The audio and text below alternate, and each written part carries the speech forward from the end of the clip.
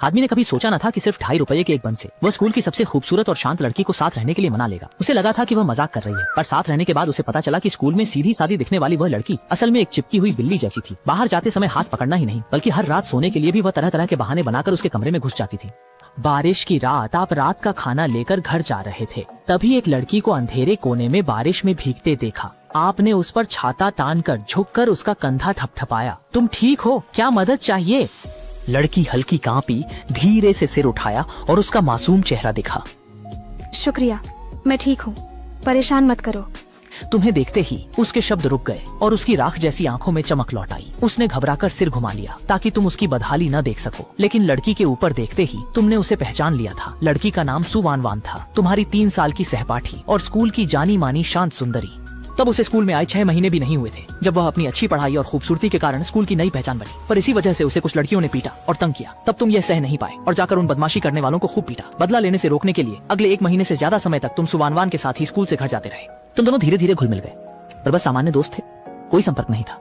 तुम हैरान और उत्सुक थे, पर सीधे पूछा, क्या कहीं और जाना है? क्या मैं पुलिस बुलाऊं? सुवानवान ने सुनकर जोर से मना किया। तो क्या करें? होटल दूर है, भरोसा है तो मेरे घर आ जाओ। सोचा सुवान वान मना करेगी, पर वो मुंह खोलकर झिझकी। ठीक है, ज्यादा मुश्किल होगी क्या? वह आज रात नदी में कूदकर जान देने वाली थी, पर तुम उसके सबसे हताश पल में आ गए, इसलिए इस बार वह थोड़ी स्वार्थी और लालची होना चाहती थी। कोई बात नहीं, चलो। तुमने उसकी बांह पकड़ी और धीरे से अपनी ओर खींचा, फिर घर की ओर ले चले। 10 मिनट बाद सुवानवान तुम्हारे घर में इधर उधर देख रही थी, कुछ असमंजस में लग रही थी। तुम तुरंत पजामा लेकर उसके पास गए, फिर हैंगर पर रखे सामान की ओर इशारा कर बोले, तौलिया, टूथब्रश नए हैं पर पजामा नया नहीं, तुम इसी से काम चला लो। सारी बातें बताने के बाद तुमने आखिर में कहा, मैं बाहर जाता हूँ, कुछ और न पता हो तो सीधे बुला लेना, जल्दी नहा लो। तुमने बाथरूम से निकलते ही सुवानवान ने धीमी आवाज में धन्यवाद कहा। तुमने बेपरवाही से हाथ हिलाया और सोफे पर बैठकर फोन चलाने लगे। 20 मिनट बाद सुवानवान झिझकते हुए बाहर आई। तुम्हें उसे एकटक देखते हुए देखकर सुवानवान ने धीमी आवाज में कहा, देखना बंद करो। होश में आते ही तुमने तुरंत माफी मांगी, माफ करना, माफ करना। फिर खड़ी होकर सोफे की ओर इशारा करते हुए कहा, तुम बैठो, मैं हेयर ड्रायर लाती हूँ। सुवानवान ने धीरे से ठीक है कहा। सोफे पर बैठते ही वह अनजाने में ही आराम महसूस करने लगी। तुमने हेयर ड्रायर को प्लग में लगाकर चालू किया और सुवानवान को दे दिया। जब वह बाल सुखा रही थी, तुम फिर से रसोई में गई और रात के खाने को माइक्रोवेव में दोबारा गर्म किया। कुछ देर बाद तुमने सुवानवान को पुकारा, आओ कुछ खा लो सुस्कूल ब्यूटी। उसने तुरंत मना कर दिया, नहीं, मुझे भूख नहीं है। तुमने जो स्नैक खरीदा था मैंने खा लिया, तुम क्या खाओगे? रात को कुछ न खाने के बावजूद वह संकोच कर रही थी। तुमने रात का खाना मेज पर रखा और कहा, आओ सब तैयार है, अब और मना करना ठीक नहीं। तुम्हारी बात सुनकर सुवानवान चुपचाप मेज के पास आ गई। तुमने जल्दी से 2 तंदूरी स्क्वीड खाए, फिर उठकर बाथरूम में गए और सुवानवान के सारे कपड़े वॉशिंग मशीन में डाल दिए। पर अगले ही पल तुम ठिठक गए, क्योंकि बाहरी कपड़ा हटते ही ढका अंतर्वस्त्र दिख गया। ये बैंगनी लेस वाला मोहक डिजाइन किसी भी छात्रा के लिए नहीं था। सवाल लिए तुमने बाकी कपड़े बाल्टी में डाले, वॉश बटन दबाया और वापस लिविंग रूम में आ गए। तभी खाना खाती सुवानवान अचानक बोल पड़ी, तुमने देखा है ना? उसकी आवाज दबी थी, राज खुलने की कोई शर्म नहीं थी। तुमने बस हम्मा कहा। ये देख सुवानवान घबरा गई। उसे डर था कि तुम उसे गलत न समझो, इसलिए वह हिचकिचाई। तुम्हें जानना नहीं है? मुझसे क्यों नहीं पूछते? तुमने जवाब नहीं दिया, बल्कि धीरे से दिलासा दिया, शांत हो जाओ, मुझे तुम पर पूरा भरोसा है। मैं अपनी जिज्ञासा से इनकार नहीं करता, पर कुछ रहस्य बताने से शायद अभी सहानुभूति मिले, लेकिन भविष्य में वे खुद को ही चोट पहुंचाने वाले हथियार बन सकते हैं। बेशक अगर तुम ऐसा ही चाहते हो तो मैं एक अच्छा राजदार बनूंगा। खामोशी तोड़ सुवानवान बुदबुदाई, तुम हो तो मैं कुछ भी मानूंगा। क्या क्या कहा? धीमी आवाज से उसके किराए जैसे शब्द सुन न पाए। सुवानवान शर्मा गई, दिमाग तेजी से चला। कुछ नहीं, मैं कह रहा था, क्या तुम मेरे हमराज बनोगे? क्या आप पक्का कह रहे हैं? बिल्कुल सही।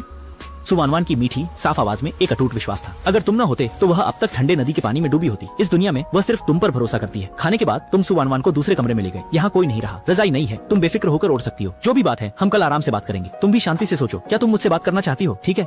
सुवानवान ने सिर हिलाया। आपके जाने के बाद वह सफेद बिस्तर को देख कुछ हैरान थी। उसे नहीं पता था कि यह आरामदायक माहौल असली है या मरने के बाद का स्वर्ग। अगले दिन सुबह की दौड़ के बाद जब आप घर लौटे और आपका लाया नाश्ता देखा तो सुवानवान ने झिझकते हुए रसोई की ओर इशारा किया। मुझे नहीं पता था तुमने नाश्ता खरीदा तो मैंने नूडल्स बना दिए, अब क्या? कोई बात नहीं, दोपहर में गर्म करके खा लेना। ये कहते ही तुम्हारे माथे पर बल पड़ गए। तुमने उसके लाल गाल और बेजान आंखें देखी, झट से माथा छुआ, डांटते हुए पूछा, बुखार है? पता नहीं चला। सुनकर तुम और हैरान हुए। कमरे में आराम करने के बजाय खाना बनाने क्यों आ गई? संजय, कोई बात नहीं, मुझे आदत है, 2 दिन में ठीक हो जाएगा। सुवानवान ने अनसुना किया। नूडल्स बनाने को थी। तुमने उसकी कलाई पकड़ी, बेडरूम में खींचा, बिस्तर की ओर इशारा कर सख्ती से कहा, लेट जाओ। मैं दूर जाऊं? सामने दबंग लड़के को देख सुवानवान ने जिद नहीं की, चुपचाप लेटकर कंबल ओढ़ लिया। तुमने कहा मैं अभी तुम्हारे लिए दवा बनाता हूँ और तुम्हारे बनाए नूडल्स भी परोसता हूँ, खाकर अच्छे से सो जाना। सुवानवान को थोड़ा अफसोस हुआ कि तुम फिर उसकी देखभाल कर रहे हो। उसे डर था कि तुम उससे ज्यादा परेशान करने के लिए नापसंद करोगे, लेकिन तुम उसकी औपचारिकता से काफी नाराज थे। ये आखिरी बार है, अगर फिर से औपचारिकता की तो मैं तुम्हें बाहर फेंक दूंगा। सुवानवान ने तुरंत अपनी बड़बड़ाहट बंद की, मुंह ढका और सिर हिलाया। तुम मुस्कुराते हुए कमरे से बाहर चले गए। कुछ देर बाद तुमने उसके बिस्तर पर एक मेज लगाई और बुखार की दवा पीने के बाद तुमने मेज पर नूडल्स रख दिए। जल्दी खाओ, सोकर पसीना बहाओ, ठीक हो जाओगे, न हुए तो अस्पताल ले जाऊंगा। ये सुनकर सुवानवान ने तुरंत हाथ हिलाकर मना कर दिया। नहीं, पैसे नहीं है, बस छोटी बीमारी है, अस्पताल नहीं जाना। तुम्हें पैसे नहीं देने, और मैं बता रहा हूँ, सलाह नहीं ले रहा, बस मेरी बात मानो। ये देख, सुवानवान ने कुछ नहीं कहा, चुपचाप चॉपस्टिक उठाकर खाने लगी। बर्तन समेटकर तुम बेडरूम में गेम खेलने चले गए। सुबह से खेलने के कारण पेशाब रोक न पाने पर तुम शौचालय की ओर भागे। दरवाजा खोलते ही तुम दंग रह गए। तुमने देखा एक सुंदर शरीर जिसके बाल तौलिए में लिपटे थे, पीठ करके कोने में बैठी थी, लेकिन उस गोरी त्वचा पर कई चोट के निशान और घाव थे जो स्पष्ट रूप से लंबे समय तक दुर्व्यवहार का परिणाम था। सुवानवान ने सिर झुका लिया और कुछ नहीं कहा, बस शरीर के घावों को शावर जेल के झाग से ढकने की पूरी कोशिश कर रही थी। गंभीर चेहरे के साथ आपने बिना कुछ पूछे भारी मन से माफी मांगी और वहाँ से चले गए। थोड़ी देर बाद सुवानवान नहा कर आई और आपने उसे खाने पर बुलाया। कुछ पल की खामोशी के बाद आपने पहले सफाई दी कि मुझे माफ करना, मुझे नहीं पता था कि तुम नहा रही हो, क्योंकि लाइट बंद थी और पानी की आवाज भी नहीं आ रही थी, इसलिए ध्यान नहीं गया। सुवानवान ने अपना सिर हिला दिया। मैंने तुम्हें दोष नहीं दिया, तुम्हारा दरवाजा बंद देख सोचा पसीना धो लूं, इतना इत्तेफाक होगा, सोचा न था। अब कैसा है, बुखार देखा? सुवानवान ने सिर हिलाया। 46.8, अब ठीक है। पेट भर के तुमने उसे कोला दिया। बताओ ये चोटें कैसे लगी? सुवानवान ने 2 घूंट लिए। उसकी आंखों में जटिल भाव था। बहुत देर चुप रहकर धीरे से बोली, बचपन में माँ मुझे जन्म देते हुए चल बसी। मेरे पिता और दादी को लड़कियां पसंद नहीं थी। मेरे पिता ने दूसरी शादी की और एक भाई हुआ। तब से मैं उसकी नौकरानी बन गई। 8 साल की उम्र से मैं घर का खाना बनाती थी और मुझे सिर्फ एक दिन छोड़कर चावल का दलिया और अचार मिलता था। मैं घर में सिर्फ कड़े सोफे पर सोता हूँ, पर भाई का अपना कमरा है। भाई को रोज अच्छा खाना मिलता है। मैं मेज पर का क्यों नहीं खा सकता? मैं बीमार हूँ तो भाई की तरह आराम क्यों नहीं कर सकता? 14 साल की हो गई, मुझे पीरियड्स आई। मैंने चाची से कुछ अंडरवियर और सैनिटरी पैड खरीदने के लिए गिड़गिड़ाया, पर उन्होंने छिड़कर मेरे शरीर पर 10 से ज्यादा बार जोर से चुटकी काटी। गुस्सा निकालने के बाद उन्होंने अलमारी से अपनी कुछ पुरानी अंडरवियर निकाली और गर्मियों की छुट्टियों में मैंने चाय की दुकान पर काम करके जो पैसे कमाए वे सब मेरे भाई के लिए फोन खरीदने में चले गए। मैं अपने लिए कुछ भी नहीं खरीद पाई। एक दिन मैं घर आया, पिताजी ने अखबार बंद कर मुस्कुराते हुए कहा, स्कूल तुम्हें ब्रांड एम्बेसडर बनाना चाहता है, 1 लाख रुपए मिलेंगे, अनुबंध तुम्हारे लिए साइन हो चुका है, तुम बस स्कूल की बात मानो। मैं विरोध करने ही वाला था, पर सौतेली माँ की मार याद कर चुप हो गया। जब तक वह मेरी पढ़ाई का खर्च उठाएगी मुझे कोई फर्क नहीं पड़ता। मैं बस अच्छे से पढ़कर कॉलेज जाकर इस घर से दूर जाना चाहता हूँ। सुवानवान उत्तेजित हो उठी।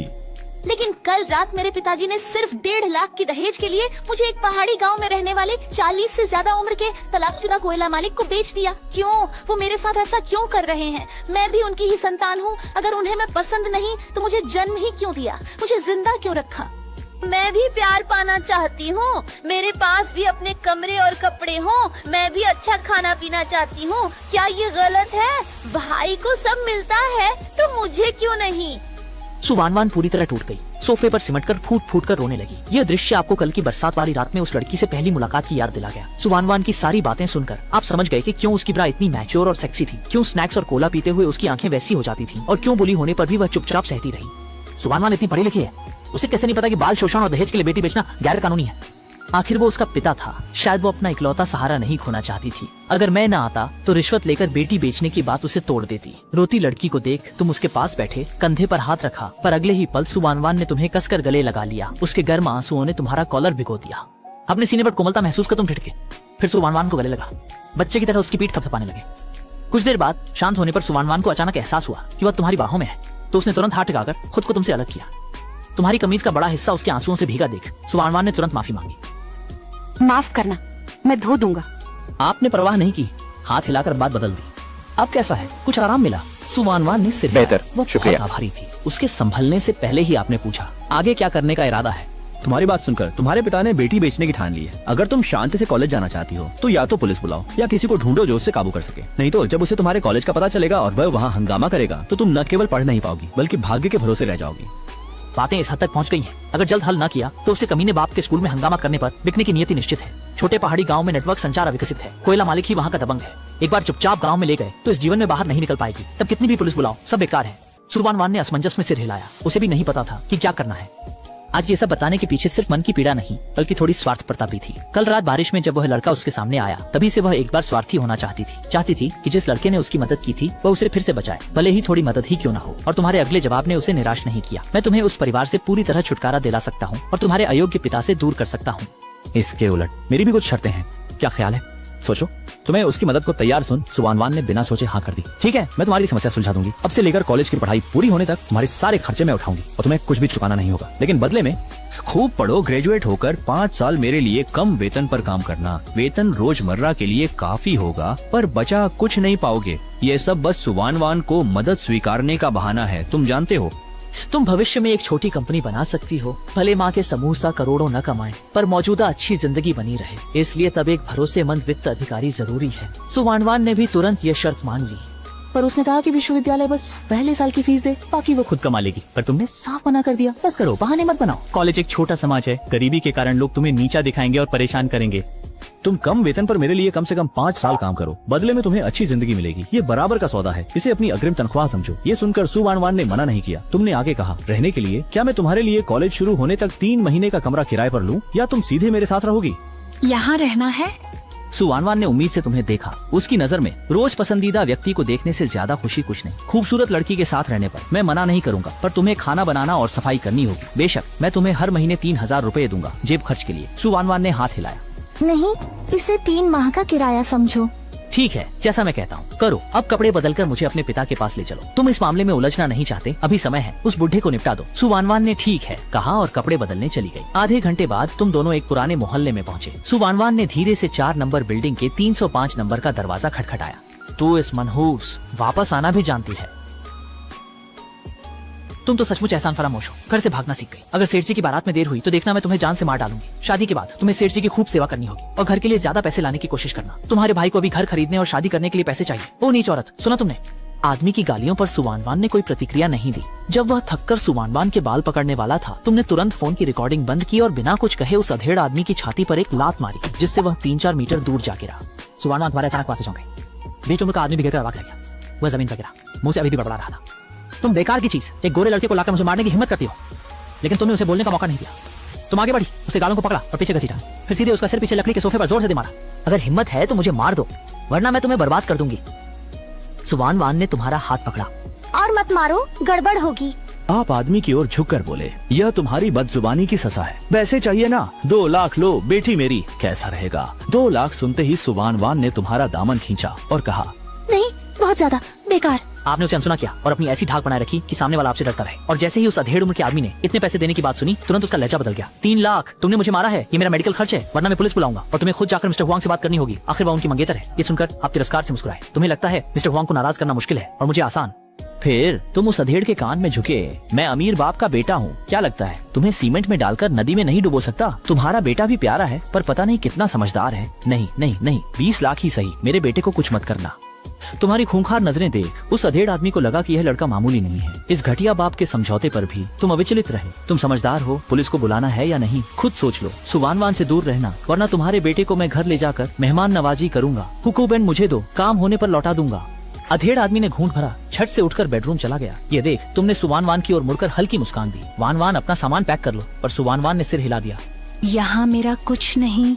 ये सुन तुमने ममता से उसका सिर सहलाया। इस अचानक स्पर्श से उसने शर्म से सिर झुका लिया। तभी वह कमीना बाप राशन कार्ड लेकर बाहर आया। तुमने उसे लेकर ठंडी आवाज में पूछा, जिस मालिक का तुमने जिक्र किया था उसका पूरा नाम क्या है, अब कहाँ रहता है?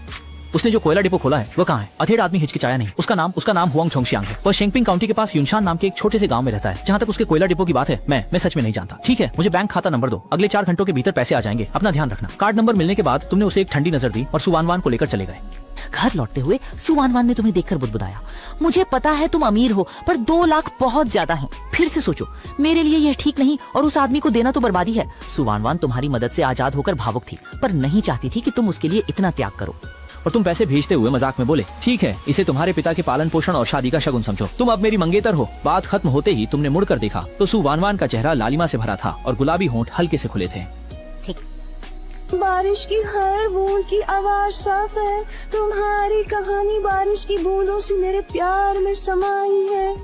काश बारिश कभी न थमे। मजाक ज्यादा हुआ, तुमने बात संभाली। अरे मैं तो बस मजाक कर रहा था, तुम अभी सिर्फ शुक्रगुजार हो, प्यार नहीं। सुवानवान ने सुनकर हम्मा किया, पता नहीं क्या सोच रही थी। तुमने उसके भाव नहीं देखे, बस फोन से मियाओ चाची को लगाया। जल्द ही फोन से मधुर महिला आवाज आई, क्या हुआ? मियाओ शूजी, वो बुढ़ा कैसा है? फोन पर आह भरी। हालात गंभीर हैं, बस 2 दिन की बात है। तुमने जोर से हम्मा किया। हिचकिचाकर कहा, म्यूशु जी आपसे एक काम है। फिर तुमने पूरी बात बताई। फोन पर लड़की थोड़ी देर चुप रही, फिर बोली,